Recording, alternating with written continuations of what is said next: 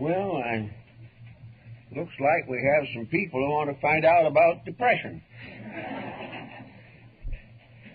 It seems to me that the main problem involving our emotional tensions at the moment is to consider, if possible, the purpose for which we are in this world.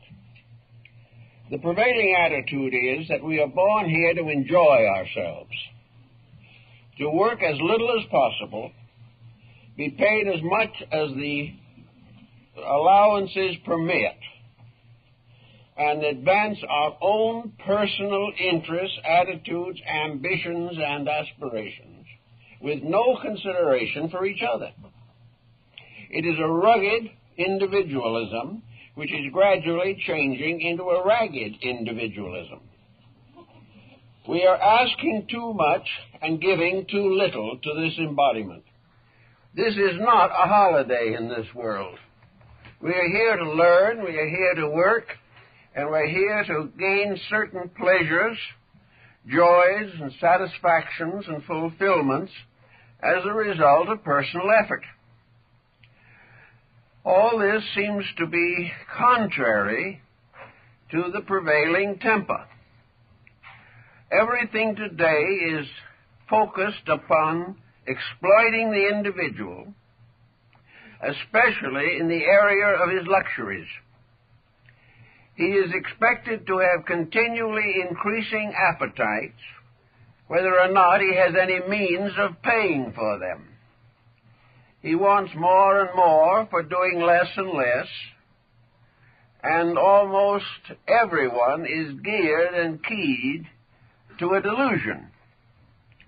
This is a delusion to assume that this material existence is here primarily to produce millionaires, to enable us to speculate generously in various commodities, to live beyond our means and never suffer for it, and be continuously dissatisfied with what we have because of pernicious advertising. All in all, we are in trouble, and we have no real answer to the trouble in the form of a general reform in society. The probability of 4 billion people suddenly becoming enlightened and resolved to do the right thing is rather remote, especially when we realize that most of these people do not even speak the same language. Also, their ideas of values are different, and each one has its own peculiar pattern of living. And this goes on and on and on throughout the entire structure of human society. As we look about us for a panacea, for a remedy, we invest in every type of an extravagant political situation that comes along. We are constantly seeking some form of panacea which will cure our ills, but not interfere with our mistakes. Those mistakes are sacred. We not only have a right to them, we will fight to the bitter end to prove that they are correct mistakes. And this in itself becomes a rather painful situation. Looking around us, we observe everywhere that the nervous tensions are rising rapidly. We are less and less organized as persons. Individuals who 10 years ago had a good memory now forget the most common incidents in their lives.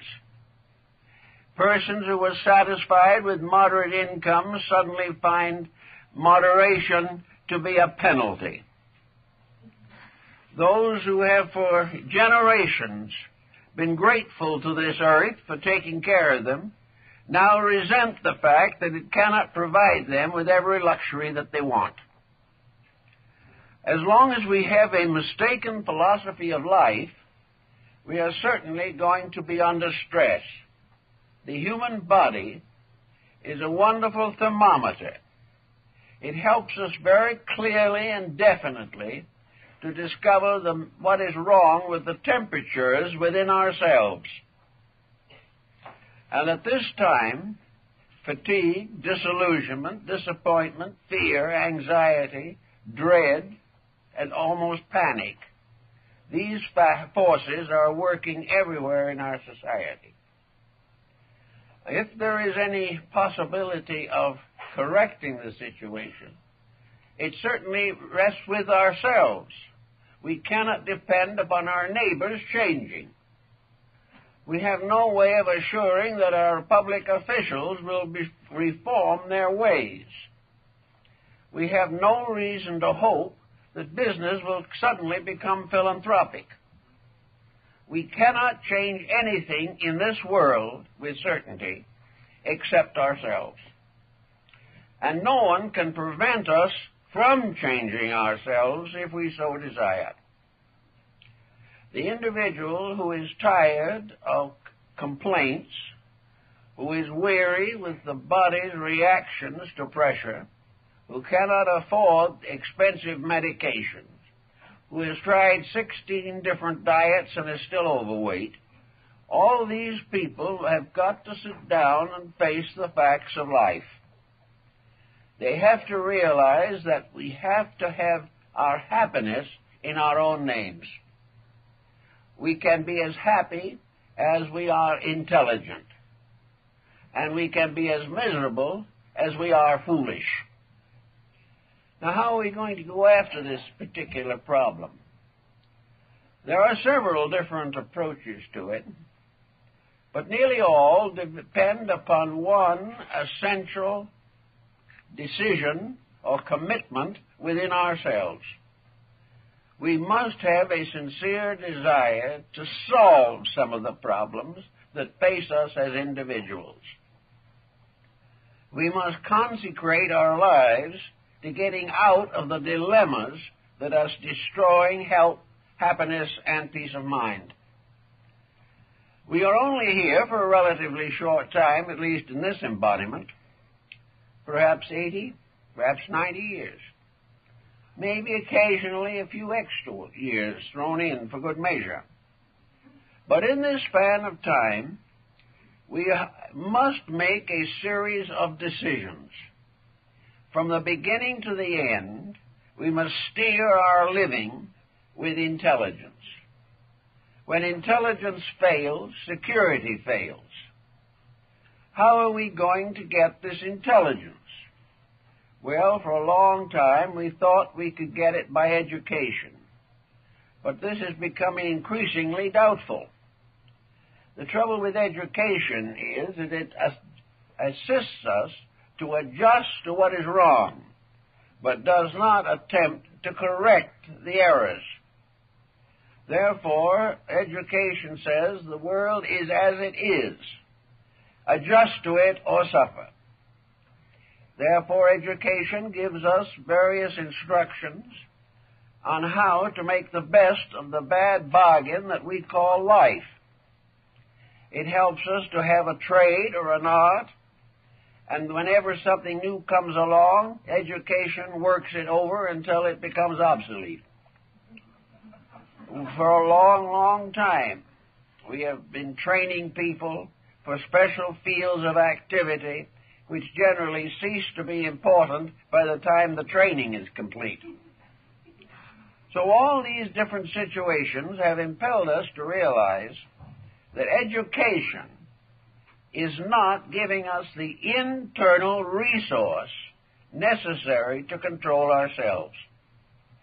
Education will help us to do the best we can as long as we remain inadequate. Education will also try to get our minds off of our troubles by the hope of executive promotion in business. It assumes that if we know enough, study hard enough, and graduate successfully enough, we can live in reasonable comfort during our present embodiment. This is a beautiful thought, but is not supported by common evidence today. The next point that comes along, perhaps, is religion. Religion tries to explain to us that there are values that are more important than material success. This would be more convincing if so many different beliefs were not themselves developing very selfish attitudes and are working for material success. Actually, the primary contribution of religion is to dedicate the individual to principles, to make him understand why he has to keep rules if he wants to be happy. Religion would also offer him the instrument of faith. He would be able to feel that there is a power in nature working on his side as long as he behaves himself. This does affect and does encourage and does help a great many persons. On the other hand, many who try this method become disillusioned because religion does not work miracles in their personal problems. Philosophy would help if there was any, but philosophy is in a very bad condition at the present time. It is very largely merely a matter, as Voltaire pointed out, of individuals throwing stools at each other.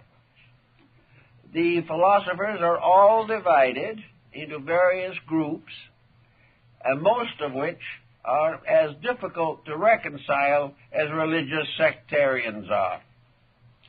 On the other hand, there is something new arriving and arising in the philosophical world, and that is psychology. Now, psychology started out by being a rather bright star of hope and is still a very important approach to the problems of life. Psychology can, in many instances, demonstrate why the individual is in trouble, but it cannot always persuade him to change his ways. Those who are emotionally and mentally depressed are very much like alcoholics. They know that they are wrong, but they cannot break the negative habits. So we have to face the fact that there is no easy way to break a long-established pattern of attitudes. We begin to develop attitudes when we are children, and by the time we reach middle life, the attitudes control us. We are no longer able to clearly resist the pressure of our own emotional and mental complexes. As a result of this inability to face facts, we go on catering to partly fulfilled ambitions until finally we drift out of this world and all that relates to it, at least temporarily. Out of this world, therefore, is another realm of uncertainties.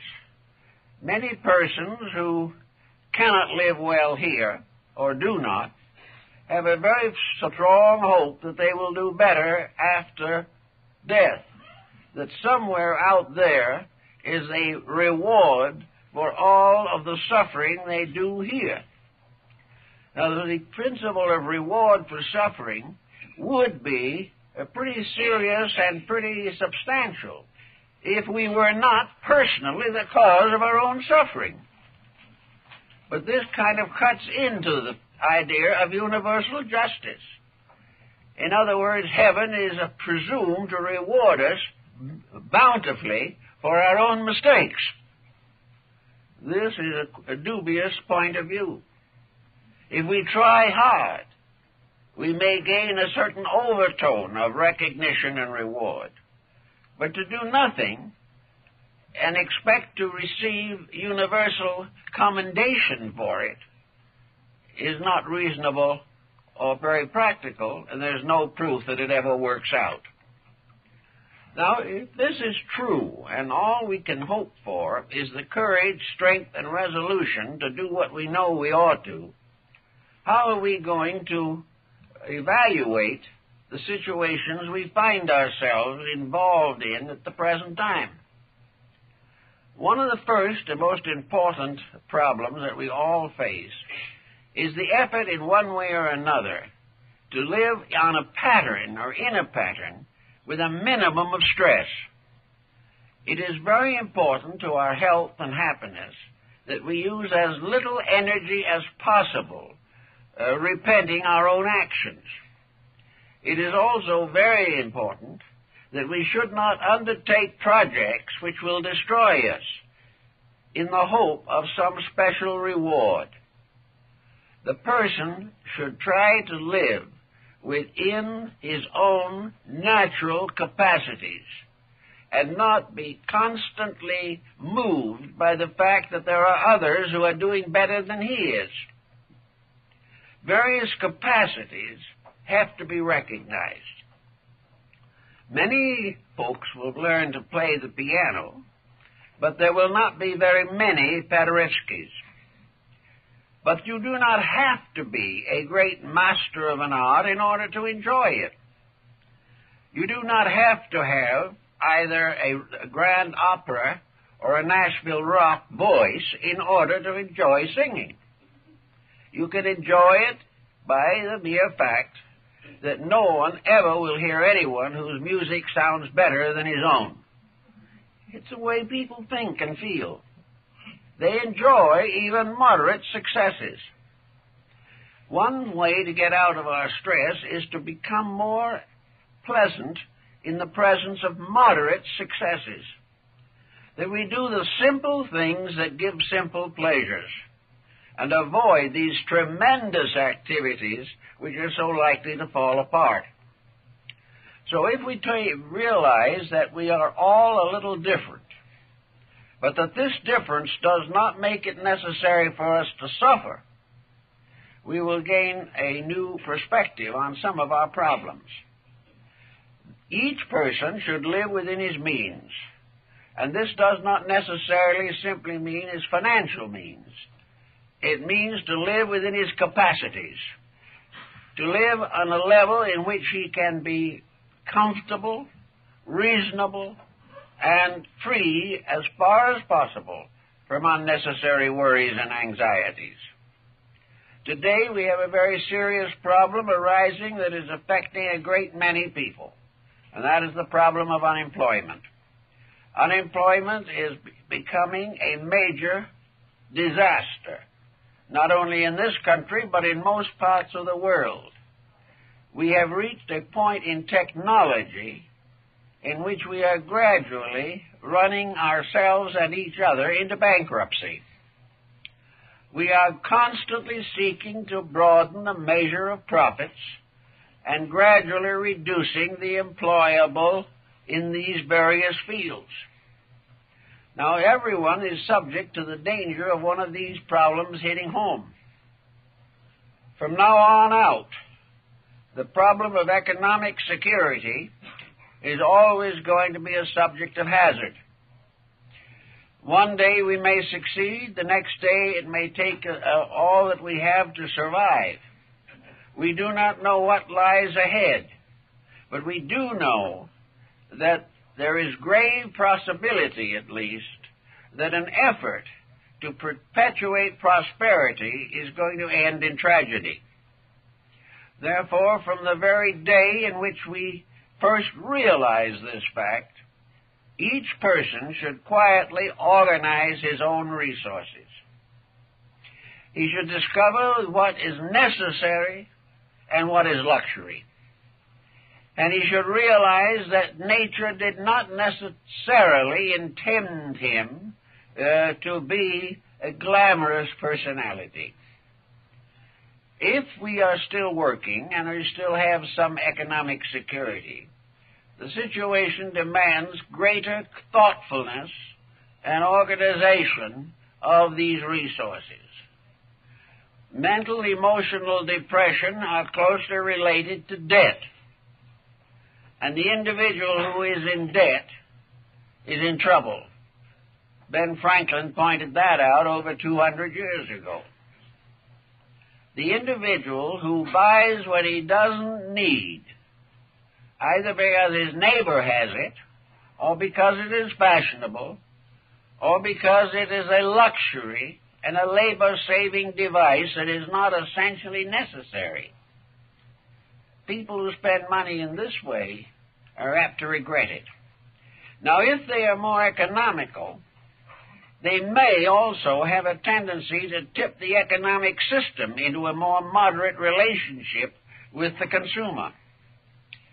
It is necessary for business to realize that it cannot flourish by making individuals into bankrupts. That when the individual spends more than he can, business itself is ultimately going to suffer. So if we are employed and we have reasonable securities, and we can perhaps feel that we could splurge, this is an excellent time to realize that splurging is not the basis of happiness. It is really something which will only ultimately contribute to worry and anxiety. Now, if the person is not employed at the moment, and therefore has a problem involving labor unions or involving the curtailments and bankruptcies of various corporations, then it is too late to try to prevent the situation. It is then necessary to do whatever can be done to reduce the pressure and to get into as economical a balance as possible. This very often will result in the loss of luxuries. But if it is in the cause of securities, the individual will have less medical bills if he has fewer luxuries. There is no sense in trying to maintain a standard of life which has been taken away. But let us always remember that the standard that has been taken away has nothing to do with the standard of principles within ourselves. A high standard of living depends upon what we are and not upon what we have. And very often a reduction in our luxuries results in an improvement in our integrities. So wherever necessary or possible, the individual should begin to discipline his appetites. And not long ago, a friend of mine took 2 or 3 people to dinner in one of our moderately fashionable restaurants. The dinner for 4 cost him $125. The food value was probably about $7.50. The rest was prestige. Well, prestige is something that the average person today cannot afford. It is not necessary for him to retire to a one-arm lunch counter, but it is necessary to be thoughtful and to curb extravagances. And the person who says, I'm going to be extravagant now because I do not know how long I can keep it up, is foolish. The purpose is to move and smooth out a way of life in which there is the greatest probability of being able to live it the rest of your days. And this means a moderate relationship with life itself. It means an ability to cope with probabilities of difficulty and stress. Actually, the theory we seem to be working from largely today is that our principal legitimate expenditure should be for entertainment. This has resulted, of course, in a measure of entertainment which most persons are having more and more difficulty standing. The entertainment field has catered to the worst, and there is no improvement in sight. Extravagant expenditures for modern entertainment is a complete waste of time. This is another problem that people have to face.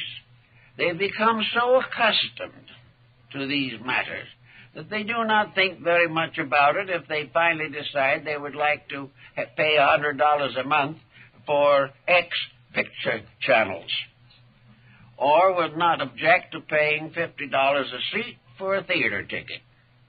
This type of thinking is going to result in nervous breakdowns for millions and millions of people. You cannot do it that way without worry. and for the moment or two, an hour or two of pleasure, or what you think is pleasure, you may pay with hours of worry and anxiety when you can't make the car payment. All of these matters mean that organization of yourself, the clear understanding of what you need, what is necessary, and what is proper. These things must be given their proper consideration. There will always be somebody in this world that has a little more worldly goods than we have. But it's not at all certain that that same person doesn't have more worldly worries than we have. Luxury is a lovely thing if you don't mind worrying yourself to death trying to maintain it. There are false values of all kinds that are being heavily rewarded, and individuals are taught to believe that these false values are worth sacrificing integrity to attain. But they're not. And it's becoming increasingly evident that we are on a very dangerous path at the moment. Actually, however, there's one reassuring point. It's not as bad as it seems to be. Because, as one man said years ago, the less we have, the less we can lose. It is the individual with great holdings who has great losses.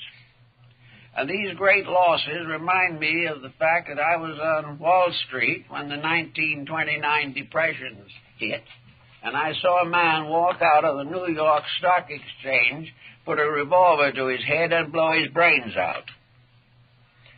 Now, we're not doing it quite that way now, because in some way, perhaps, the way things are now, it'd be very hard to hit brains, even with a good shot. The main point is that a quiet approach to life, a moderate approach to life, while it may not be free from all anxieties, reduces them. Reduces them because of the effect it produces in personal living. At that same time in 1929, a number of persons reported that having seen their entire holding wiped out in one day, went home and for the first time in years had a good night's sleep. There was nothing more to worry about. Now, if these persons had been moderate in their investments, wise and thoughtful, had not been over-extravagant in their living, they might have escaped this deluge and have had many good nights' sleep because they were never in danger, or the danger was so slight it was scarcely worth considering.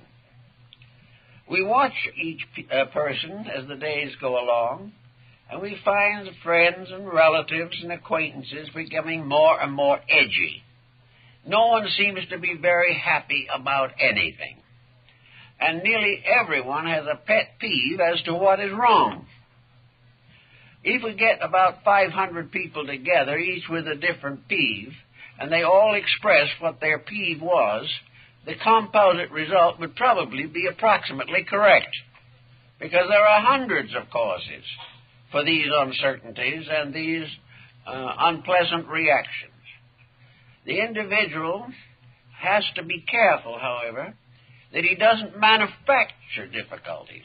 It's bad enough to face the real ones, but it is even worse to imagine a great number of problems that do not even exist and become frightened to death by the products of your own imagination. Actually, we are all looking for something, someone, that we can blame for this particular problem. Last week I had one envelope come in to me that must have had 50 sheets in it, each containing some definite explanation of who was responsible for everything. It was not only a completely discouraging list, but the question always arose, well, how much fact was there in it? Because actually the various statements were very lightly supported, if at all. For the most part, it was simply blind anxiety blurting out its fears. Well, There is a lot of that these days. Individuals are frightened. Everywhere they turn, they see a conspiracy. Everyone around them is out for something that they have. All around the world, every religion, every political system, every industry, every economy is corrupt and is being used to destroy our peace of mind. It's very, very tragic. But the only answer to it lies in having an indestructible peace of mind. Whatever happens, we will discover, as we have from the past, that the worst does not occur. No matter how much problem and fear and worry we have, or how many conspirators we assume to be hiding somewhere to separate us from a few dollars, the real problem lies still with ourselves, that we cannot afford to develop vast prejudices that divide us socially, religiously, racially, culturally. We cannot afford to look upon everything that is not like ourselves as an enemy. We do not realize the danger of this prejudice problem. And nearly everyone who is unhappy today is pointing an accusing finger at what he regards as the cause of his misery. But up to now, his tendency has been to point his finger in the wrong direction. He should be pointing it at himself.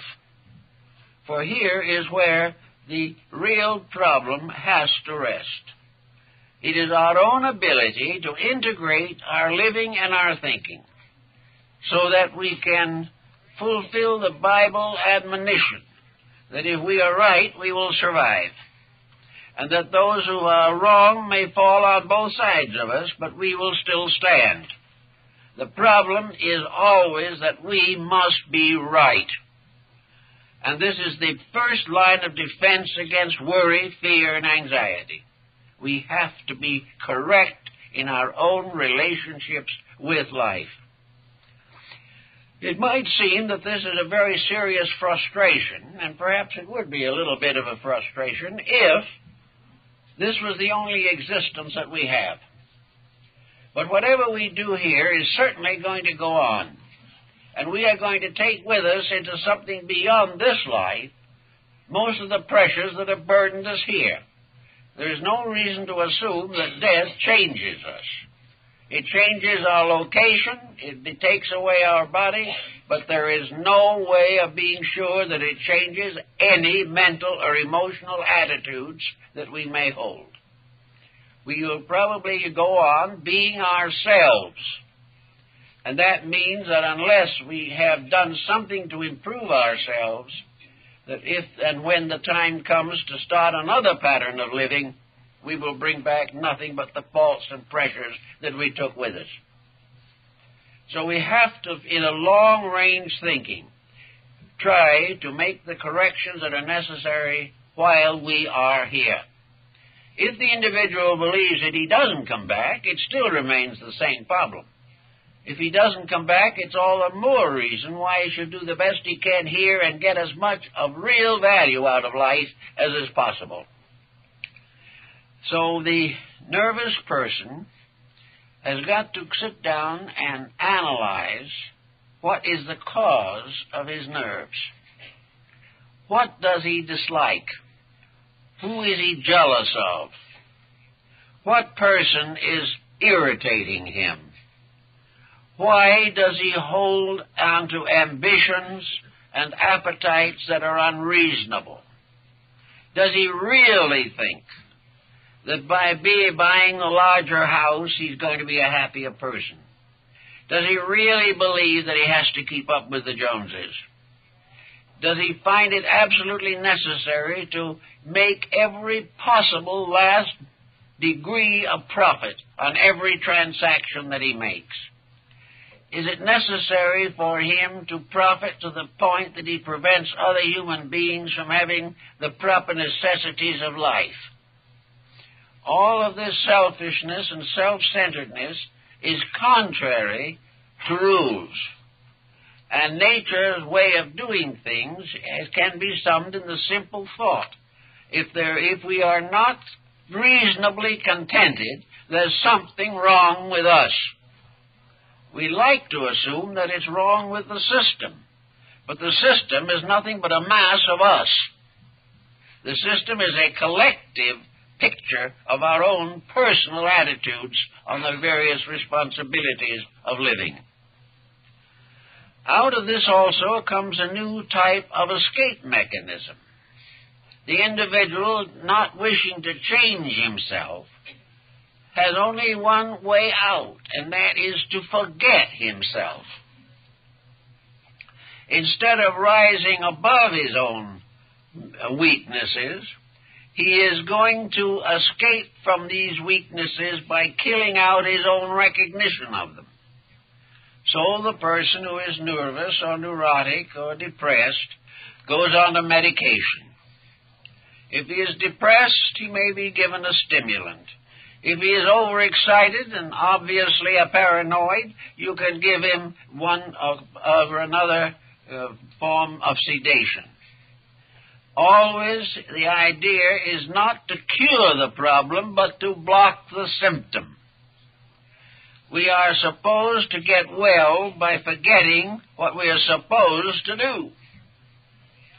But instead of having this happen, we finally discover that we are allergic to the medication and ultimately kill ourselves in the effort to avoid thinking.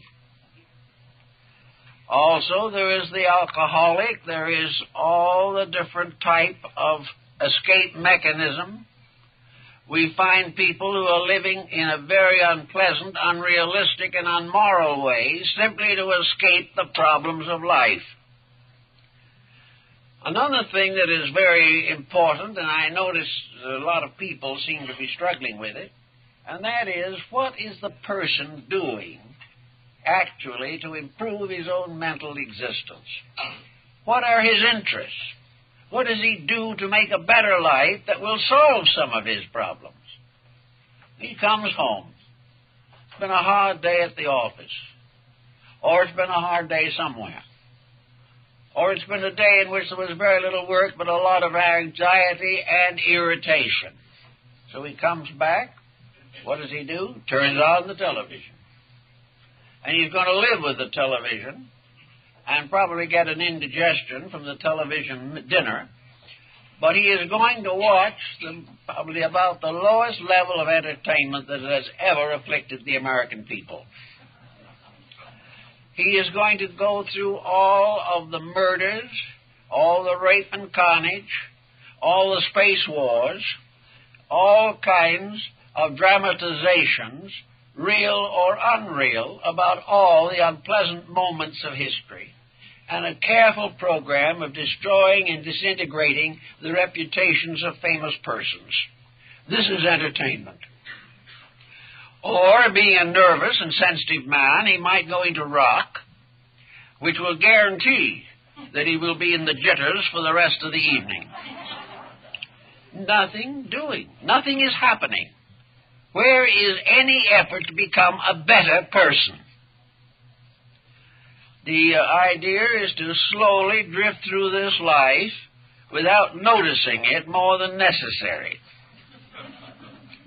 The individual makes no effort to make his homes any kind of a place of securities, and if one person tries desperately, the rest of the family is probably against him.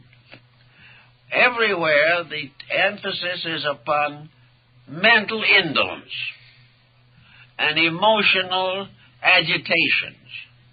It's become now almost indispensable to our emotional lives that we watch murder, rape, and carnage. It's the only thing which we react to. Every phase of our life is being slowly lowered by the fact that we have made no demands upon ourselves to the fulfillment of our own resources. We are perfectly willing to drift from here to there without any more thought than is absolutely necessary to get across the street in a heavy traffic hour. Sometimes we don't make that. Now, we have a mind, which is supposed to give us all kinds of possible usages. There are many interesting, useful, and valuable things to be known and learned. But the mind has also its own willingness to conform to our prevailing inertia. The mind can be just as lazy as the body. The mind can object to thinking on the grounds that it is fatiguing. I know many people who say they gave up thinking because they couldn't live with their own thoughts. Well, it can be. Because if you use the mind simply, without discipline, without direction, and without motive, it can spend its time wandering through a maze of inertias and inadequacies, which are worse than nothing. But the mind is there, and everyone can grow and use it. And the time spent in using the mind properly can be saved from the complete waste of mental energy and the corresponding danger to the nervous system. The person who is thoughtful is not going to be nearly as panicky as the thoughtless. And the less organization we have, the more subject we are to adverse crises of one kind or another. If we do not run our lives, circumstances will treat us like a heavy storm will treat a small ship. It is up to us to take hold of these things if we expect them to solve problems for us. Now, on the mental level, apart from the emotional pressures, we have all kinds of inducements to poor thinking. Good reading has become a very rare thing. Nearly all the books that we find now popular, the best sellers, are trivia. They demand nothing and provide some form of more or less transitory and inadequate entertainment. We buy books now because everybody else reads them or because we subscribe to some book club. But most of the books we read are worthless. Even in the early years of the present century, reading contributed tremendously to many aspects of human character. A wisely selected reading program informs the mind, elevates the thinking, and most of all, educates vocabulary. A person who reads good books has a better control of language and can express his own feelings more adequately as a result of having an adequate vocabulary. The reader also learned to spell and gained discrimination in literature. He became aware of what was a good book and what was not a good book. He also became aware of customs and policies and peoples and ways of life all over the world. He could become almost a universal citizen, reading quietly by the light of a gas mantle on his table. This is practically gone. Reading today is completely trivial in most instances, and more serious reading is devoted almost entirely to some form of skill or scientific knowledge which we hope is going to improve our earning capacity. If we would take 2/3 of the time that we spend listening to bad news on television to a study of the basic literature of the world, a serious study of history, of biography, a serious contemplation of carefully drawn human characters, as found in the writings of the great novelists and the great literary geniuses of the 19th century, we would come into a better relationship with life. We would have more tolerance for other people because we would understand other people better. Through Charles Dickens, you could learn to understand a great many people, and in this way also gain a certain tolerance for the idiosyncrasies of persons and realize why each individual is what he is, and not resent constantly the fact he may differ from us in something. Art, music, all of these civilizing forces can be cultivated by discrimination. But if the discrimination is lacking, all these things simply become time killers. And the human being, whether he knows it or not, cannot afford to kill time. It is a very limited resource and is the basis of the personal securities and integrities that he hopes to build. Also in this same problem, the problem of being quiet is a very serious issue at the present time. We live in a world that is full of noise. There's hardly a silent moment anymore. But more than that, we live in a world in which there is a tremendous amount of man-made unnecessary noise. One of the most common forms of this is small talk that leads to nothing. Arguments, dissensions, hatreds, and various accusations that are unfair or unreasonable. Somewhere along the line, the person who wishes to know himself must be able to sit down and become acquainted with himself. To each of us, ourselves remains always the unknown person. We spend very little time trying to understand our own motives. We simply fulfill the pressures. If we don't feel good, we let our bad feelings show. If we're angry, we explode in somebody's face. Nothing is really given any serious consideration under such pressures. So each person, beginning in childhood, should recognize the dignity and importance of quietude. The individual should be able to sit down and simply relax and think. Think without pressure. Think without intensity. Think in fields and areas which are comforting to the mind. Remember the better things of life and gradually discipline an appreciation for the benefits we have enjoyed, and also the gradual integration of patterns to contribute to the happiness and security of other people. A quiet, meditative relationship, a relationship in which peace of mind is the result of relaxing away from the stupidities with which we have become dominated. Everyone should be able to be quiet. It should not be necessary for the person who is not up to his neck in activity to sit back and simply fidget. There is no peace of mind where the individual cannot settle down quietly to contemplate or think or enjoy the benefits of his own spiritual experience and life. It is also through the quietude that we have to approach heaven. For whatever religion we may hold, whatever faith is important to us, we come closest to realities in quietude. And when we get nervous and upset and the blood pressure rises, quietude will bring it down again.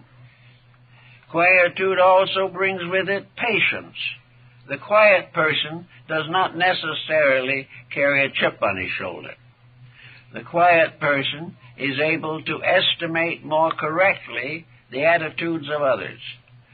It is much less likely we will misunderstand people if we listen quietly to their words or watch quietly their actions. Very often misunderstanding is simply within ourselves. A prejudice has taken over and we spit back at someone. All these things create sickness. All of these things destroy the benefits of life. Now, with many people, there are two very important emergencies in life which have to be considered.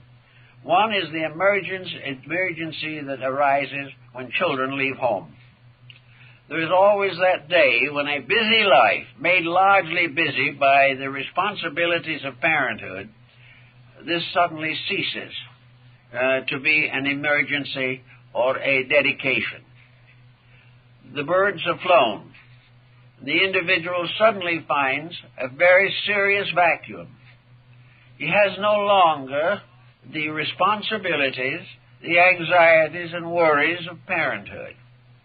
There is suddenly an empty nest and people who are unable to face it.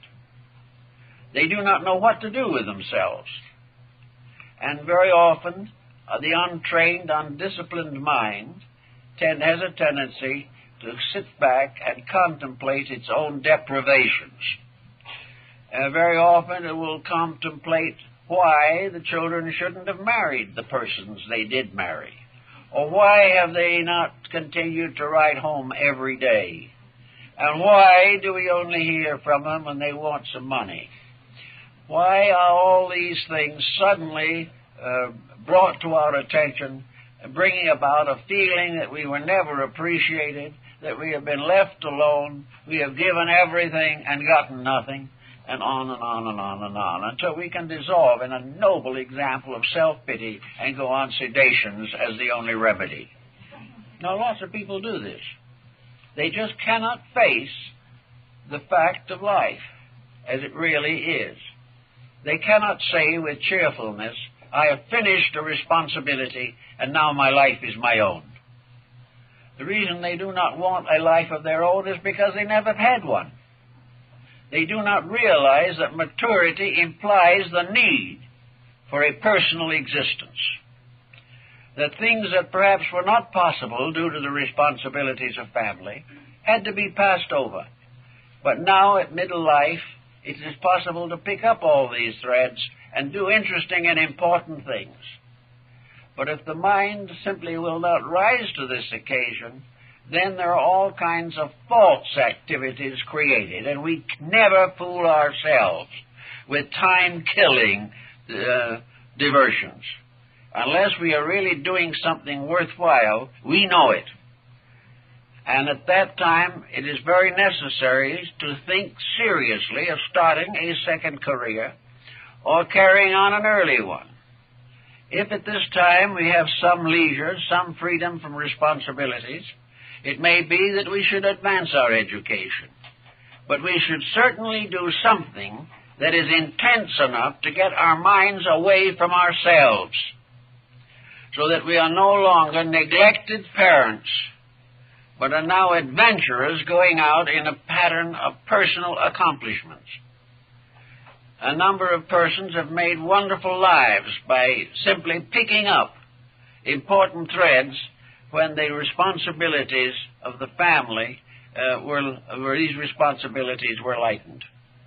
Also, do not transfer all of this wasted energy and time on grandchildren. Do not spoil the grandchildren.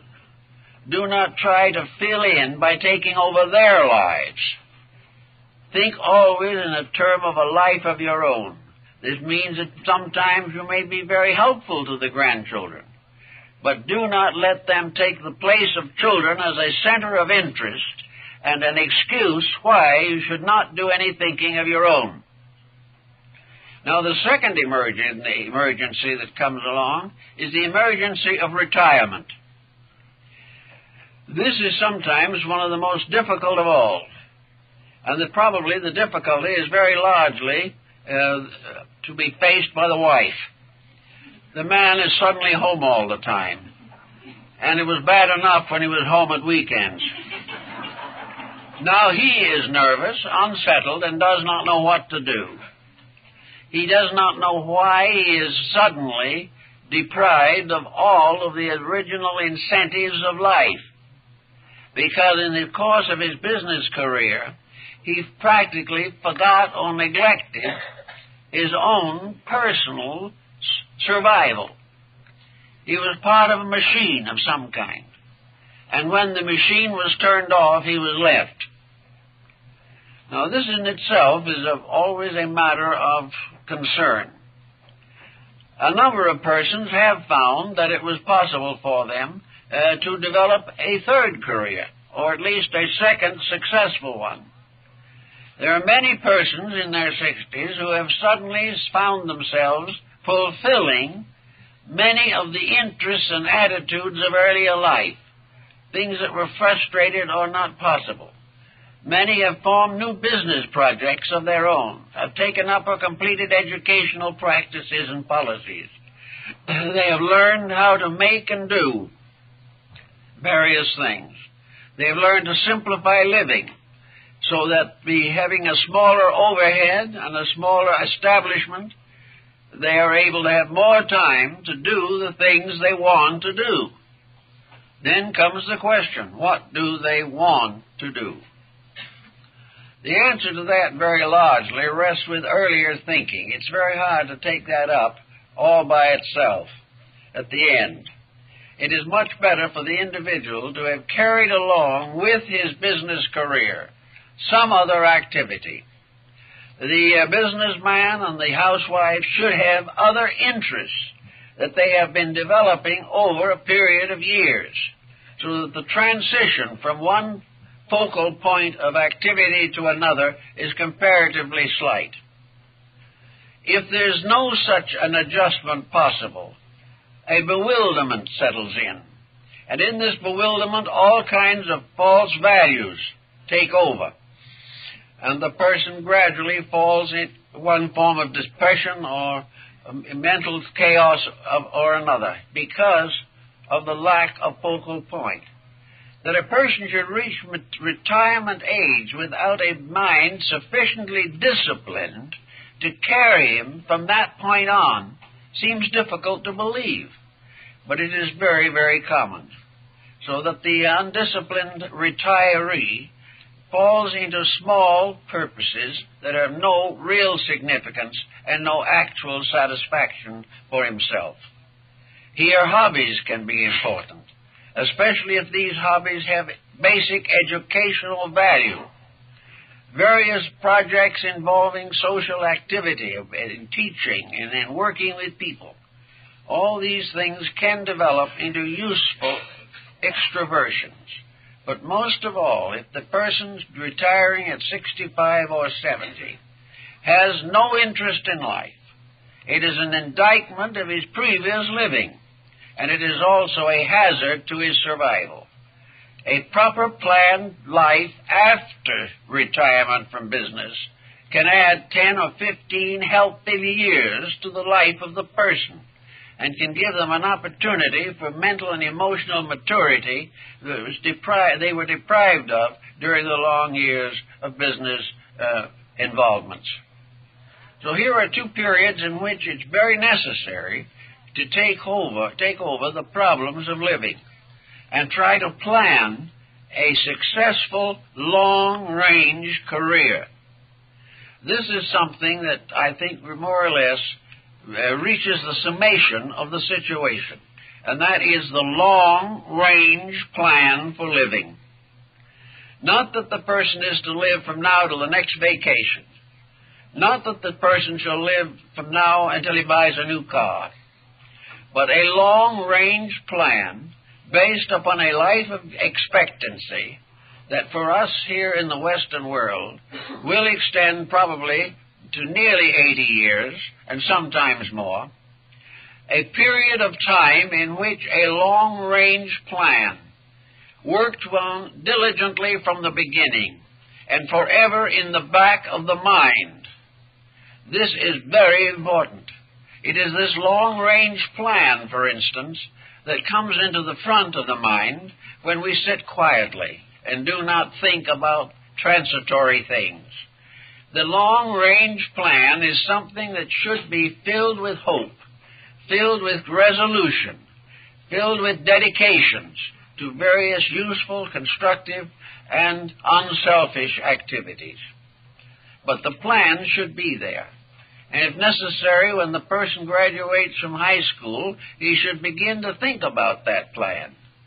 He should view it as a basic of his life, that he is a person, is living. He is going to accept the responsibilities of life. He is going to fulfill his responsibilities and his duties. But he is also going to be ever mindful that there is a reason for his existence beyond economics, beyond promotion in office or something of this nature. That there is a reason, and that is that he shall grow. that he shall finish this life a greater person inside himself than he was when he started. This is not a growth of ego satisfaction. This is not the fulfillment of ambition. This is not self-centeredness, but it is a fulfillment of what humanity is assumed to be here for. And that is to grow, to help, to be friendly, to be serviceable, and to be modest in requirements and attitudes. These are the things that should be planned for from the very beginning, so that along with all of the different responsibilities, the person does keep a small, sacred core of intent within himself. That he is not going to sacrifice any responsibility in order to favor himself, but that in the midst of the fulfillment of responsibility, he is also going to realize that there is something inside himself that has to grow, that has to unfold, that has to mature, and that his usefulness to others depends upon the fulfillment of himself in a very large measure. If he can realize this and build accordingly, he will have a much better chance of escaping the doldrums from which we suffer today. We look around on all the levels of life, and these doldrums are closing in. We are frightened, we are worried, we are nervous, we are anxious. But most of all, we lack an internal core of integrities. Yet we have religion, we have enough ethics, enough morality, enough background in common education to tell us that there are certain things we should do. But they take a little effort. And the individual says, I have to work all day, I have to use effort at my job, and when I come home I don't want to work, I want to play. Well, that's all right, but there's no reason why we should not play creatively. There is no reason why our recreation should not be enjoyable and useful at the same time. Because actually the final fulfillment of pleasure is the accomplishment of some kind of good that is going to enhance or increase the value of our participations in life. So that there is no reason why we cannot enjoy growth as well as or better than we enjoy escape from labor. Now, in the same problem, we find people in these difficulties are very often inclined to drift along. Now, there's a very narrow line of demarcation between an attitude and an affliction. The individual who holds wrong mental and emotional attitudes long enough will finally develop a chronic form which may progress into something extremely undesirable. The individual will no longer worry because he feels he has something to worry about. He will worry because he can't help worrying. The problem is no longer important. It is becoming a mechanical process. Also, a neurotic gradually can drift into a psychotic. The moment we begin to develop wrong attitudes, we begin to endanger not only peace of mind, but health of mind. We become very close, perhaps, to mental disease. But the same is true of emotional disease. Very many people who in one period or another in life fall into the problem of a psychosis are persons who from the beginning of life never control themselves. They are persons who from the beginning had certain attitudes which were difficult. Most children growing up have at least one difficult attitude somewhere in their makeup. If this is not worked with, if not corrected, if no one does anything about the difficult attitude, it may linger and never appear in any major way. But it may, under adversity, come out with a torrent of pressures. The child who has always been dictatorial, can become a dictatorial adult. A dictatorial adult will always finally face another dictator stronger than he is, and the result will be a collapse. We cannot allow any undisciplined attitude to take over. We have all kinds of beliefs, but these beliefs finally become finalities.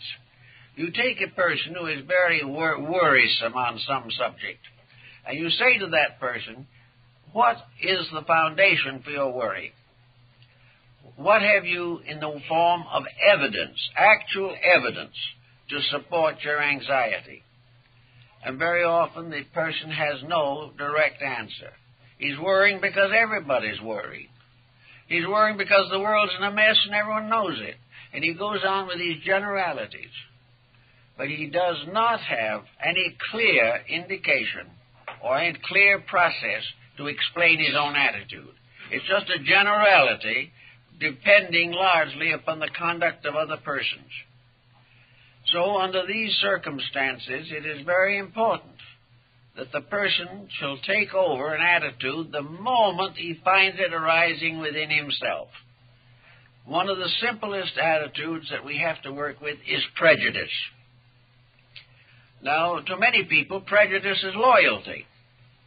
Prejudice is necessary because it belongs to the group, or it belongs to the family, or it belongs to the theological structure to which the person belongs.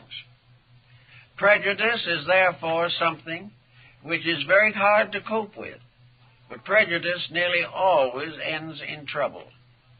Prejudice opens the person to every type of negative propaganda that can be launched against him by society.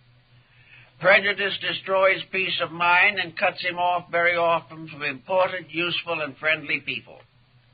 Prejudice can affect the fate of his children. It can affect everything, his job, and everything that relates to his life. If he becomes locked in the concept that every dog is like the dog that bit him, he's in a bad way. There is no possible way in which prejudice can end in anything except sickness, because health depends upon seeing good in everything, and sickness is seeing evil in everything. And the more evil we see, the sicker we become. And the quicker we come in contact with good that is appreciable to us, the quicker we begin a recovery. So we watch prejudice, and it's very scarce to find anyone who isn't involved in it in some way. The most common prejudices are religious and racial, but national, political, industrial, economic, educational, medical, all different fields are burdened with prejudice. And nearly every case, prejudice is a mistake. Now, that does not mean that the person has to become an easy believer, but rather that he must develop a discrimination that enables him to dissect and detect that which is proper and useful, without generalizing on a situation in which generalities are too abstract and uncertain. Now, another problem involved is not only in prejudice, is ambition. Many persons are born Napoleons, and most of them end in Waterloo. Many people are quite convinced that by some circumstance beyond their own control, they are formed of a superior material. There was a special quality used in assembling their personalities. They will never be able to just simply be people because they were born to rule, to lead. Now, these people are, my observation is that many of these people are about the most unfit persons I've ever known. Instead of this prejudice being an expression of a great capacity, it is simply pure egotism. They are simply self-centered and overwhelm everything around them with the importance of their own attitudes, which are not important usually. And as a result of this, a great many of these highly ambitious people become utterly frustrated. They will never be satisfied with moderate success or moderate achievement. They must go on and on to the domination of society. People of the caliber of Hitler, Mussolini, Napoleon are examples of this tremendous drive, which ends in tragedy to themselves and disaster to the world. Therefore, the individual must be very reasonable in his ambitions. You should have ambitions which are largely aspirations. You should have the aspiration to become a better person. You should have an ambition to do your job well. You have a right to assume a reasonable advancement. But the idea that you are destiny's darling is going to cause trouble in most cases. The individual is frustrated and finally very often psychotic, and this moves often into the religious field, and the individual believes in a special dispensation that has been granted to him, and as a result he becomes a nuisance to others and a disaster to himself. These things have to be watched, but the mind must be the sentinel. It must stand ever ready to evaluate things. It must judge, it must confer evidence, proper decision. It must work out all these problems fairly and reasonably. That's what it is for. When we do not use it in that way, we get ourselves into constant difficulties. Emotional intensity is also very often a matter of frustration. And in this field, affections are a very definite factor. People like to believe that they know what love is. Well, love is a very mysterious thing. People have been trying to find a definition for it from the beginning of time. And I believe, if I remember correctly, it was Voltaire who said on one occasion that the best definition he knew was that love was an itch in the heart where it can't be scratched. But very few people can really give us a mature definition of love.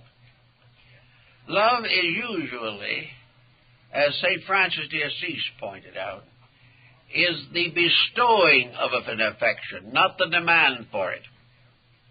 The individual who gives an honest affection fulfills love in the best possible way. But the individual who loves himself better than the persons around him, and who is always finally in love with his own interests, his own attitudes, and his own emotions, can be a very sad character in the course of life.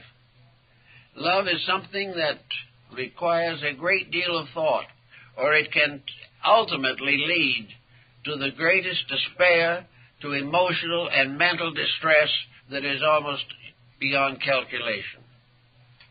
Love brings with it suspicion, which is very serious. It brings with it jealousy. All kinds of negative emotions and attitudes spring up. And everything then depends upon the internal adjustment of the emotions. Love asks nothing and gives all. And when it begins to ask a lot and give little, it has ceased to be a normal affection. And the individual who believes that normalcy requires jealousy or hatred is simply wrong. Love is a fulfillment.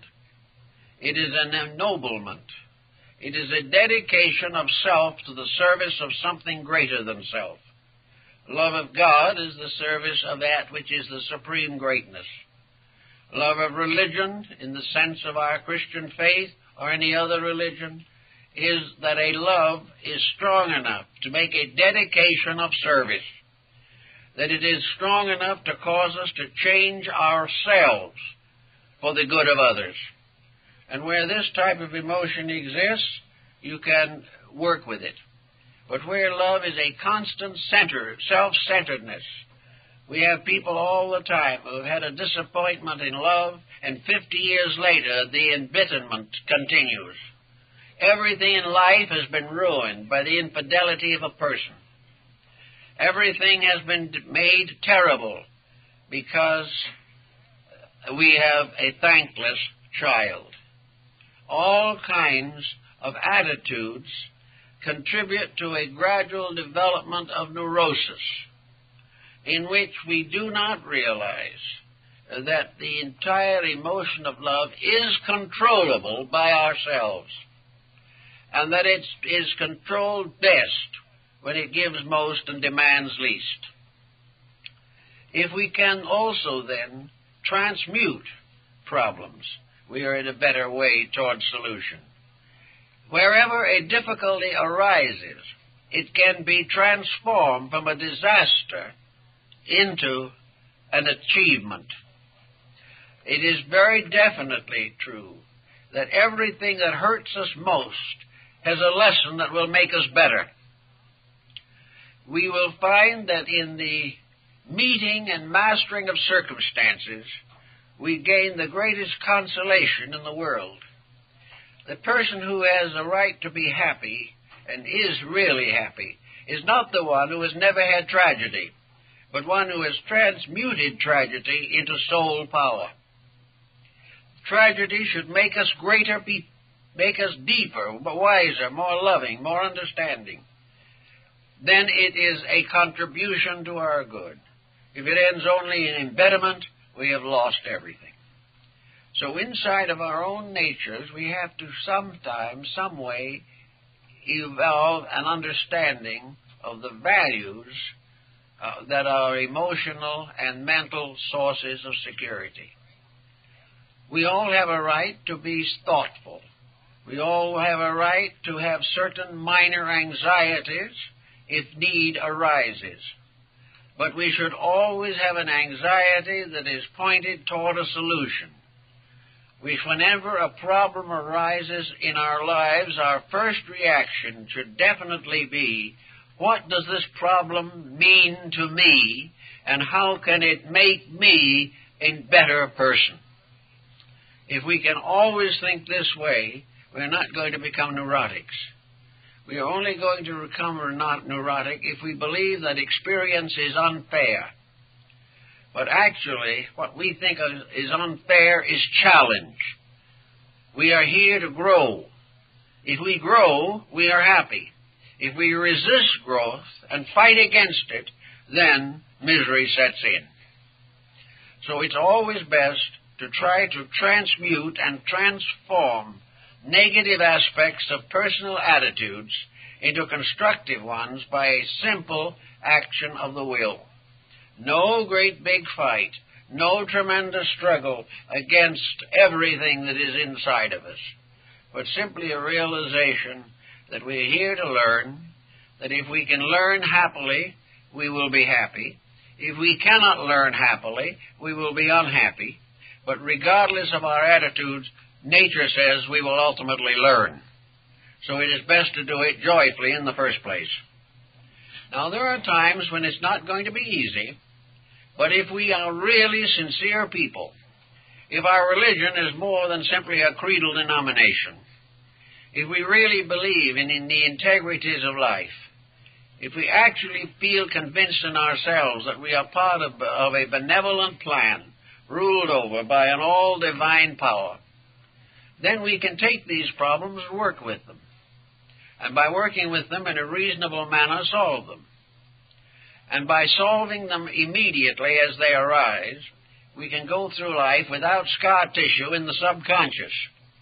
We can go through life without developing a series of mental and emotional infirmities which will become worse as we grow older, when we will have ever greater need for peace of mind.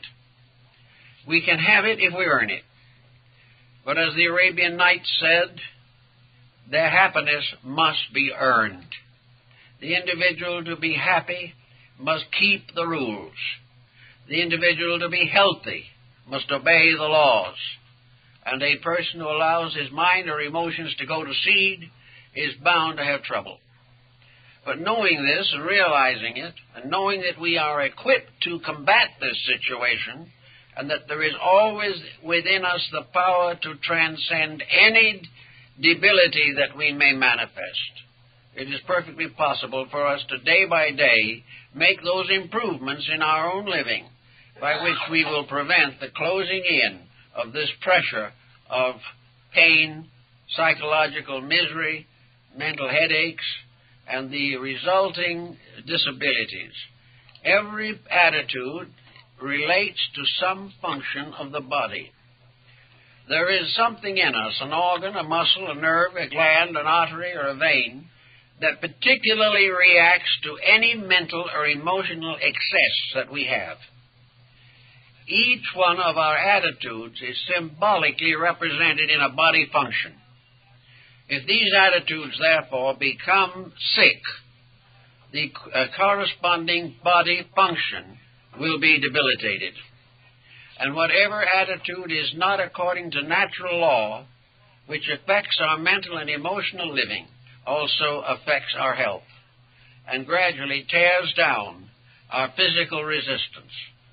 Therefore, it's not necessary just to physically exercise in order to keep well. Jogging will not solve the emotional, mental problems. But mental and emotional jogging, an effort to exercise the faculties and emotions constructively, will help us to maintain health. The body will take care of itself reasonably well if the mind and emotions do not sicken it. So if there's anything wrong in the body, try, at first at least, to work with the emotions and mental attitudes.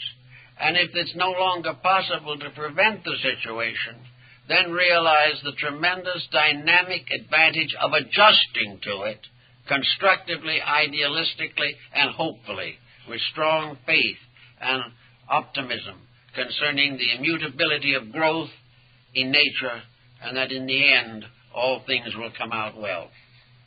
Well, time's up, folks.